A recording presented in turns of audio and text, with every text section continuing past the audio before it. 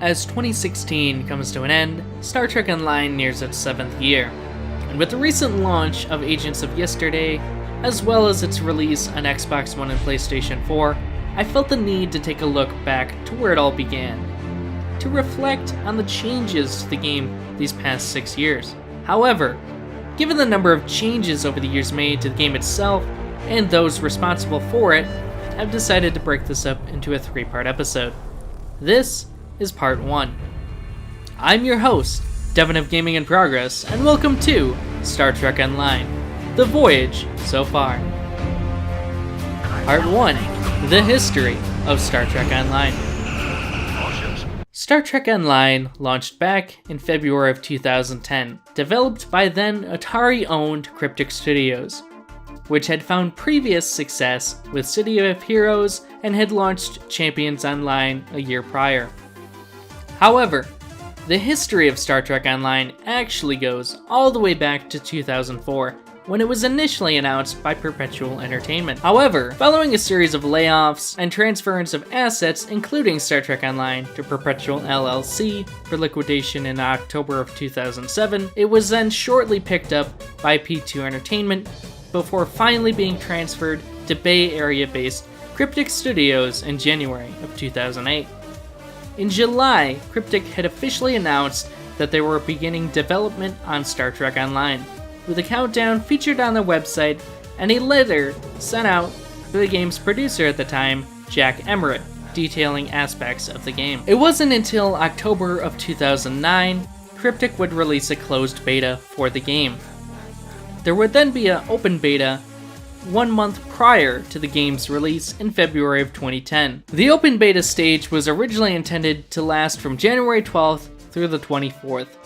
However, the beta was extended until the 26th. On the final day of the beta, players would see Cryptic stage a Klingon invasion of the Sol system, later interrupted by a full-scale Borg attack on Earth's space dock. We would see the Borg target both the Federation and the Klingon forces.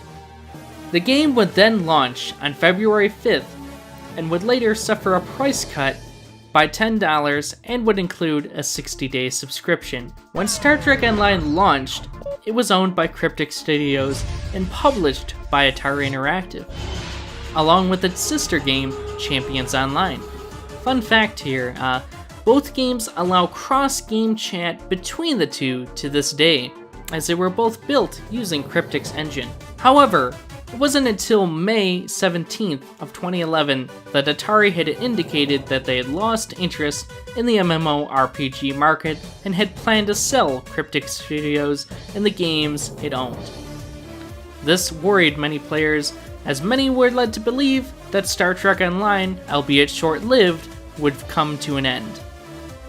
It was then that Beijing-based Perfect World Entertainment stepped in and purchased Cryptic Studios and all of its assets for $50.3 million and would continue Cryptic's operations. However, as a result of the transition of ownership from Atari to Perfect World, Star Trek Online went through a long content drought that led to the departure of many longtime players. In March of 2011, the last featured episode, which was a mission that was part of an overall story arc, marked the end of Star Trek Online story-based content for some time, as Perfect World and Cryptic were focused on revamping the game from a subscription-based formula to a free-to-play one. It wasn't until February 2012 players saw the return of story-based episodes with the premiere of the Dominion-based arc, the 2800. Then, in November of the same year, Cryptic would release the first major expansion for Star Trek Online, titled Legacy of Romulus. This expansion would introduce a playable Romulan faction and a story that followed the beginning of the 2009 Star Trek reboot.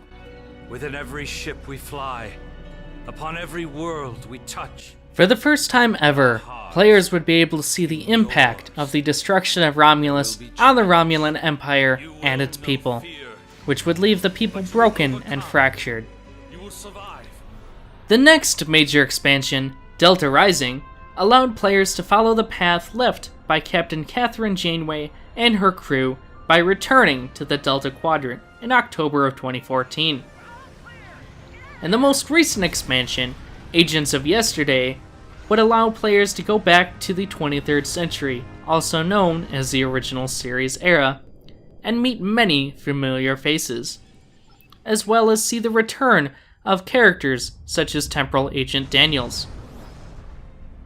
Coinciding with this expansion was the launch of Star Trek Online on Xbox One and PlayStation 4, marking the game's voyage into the modern era. That is the conclusion of Part 1. Stay tuned next time as we take a look at the good and bad changes to the game, as well as the comparison of how the game's visuals and audio have evolved over the years. This has been your host, Devin with Gaming in Progress, and I will see you guys in the next video. Systems.